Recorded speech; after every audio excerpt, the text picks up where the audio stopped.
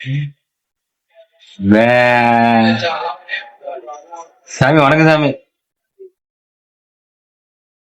சாமி சாமி மட்டும் கூப்பிடுங்க சாமி, 2 வாரம் பேசிக்கிறேன். சாமி, நாட்டில் மக்கள் எல்லாம் அநியாயம் பண்றாங்க, அட்டூழியம் பண்றாங்க. தப்பு பண்ற மக்கள் எல்லாம் ஏன் நீங்க தண்டிக்க மாட்டேங்கிறீங்க? நல்லது செய்யறவங்கள நீங்க ஆதரிக்கலாம். தப்பு பண்ற மக்களுக்கு ஏன் தண்டனை கொடுக்க மாட்டேங்கிறீங்க? அநியாயம் பண்ற அட்டூழியம் பண்றவங்களே ஏன் நல்லாவே வச்சிருக்கீங்க? நல்லா இருக்கிற மக்கள் ஏன் அவங்களை இன்னும் கீழே கீழே, அவங்க பணம் காசு இல்ல சொத்து சுகம் எல்லாமே அவங்களுக்கு கம்மியா கொடுக்குறீங்க?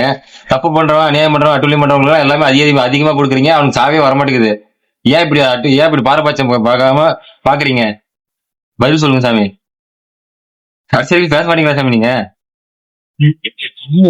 உங்ககிட்ட வேலுக்குது சாமி. இந்த மாதிரி தப்பு பண்றவன், இந்த மாதிரி ரேப் பண்றவன், கொலை பண்றவன், இந்த மாதிரி ஜாதி பிரச்சனை, அந்த கலவரம் இந்த கலவரம், இந்த லஞ்சம் ஊழல், இவங்க உங்ககிட்ட வேலுக்குது. அந்த வேலை வச்சு குத்துங்க சாமி. அதே வேலை எதுக்கு ஃபேஷனுக்கு வச்சிருக்கீங்களா சாமி? பதில் சொல்லுங்க சாமி. ஆஹ் சைலண்டா இருக்கிற ஆளுக்கு பேருக்கு எதுக்கு சாமின்னு கூப்பிடுறோம் நம்ம? அப்படி எதுக்கு எல்லாம் கோயிலுக்கு போறோம்? இதை நான் டீட்டெயிலா பேச ஆரம்பிச்சேன். மத கலவரம் இல்ல ஏதாவது வந்தாலும் வந்துரும். கடுப்பாகுது சாமி.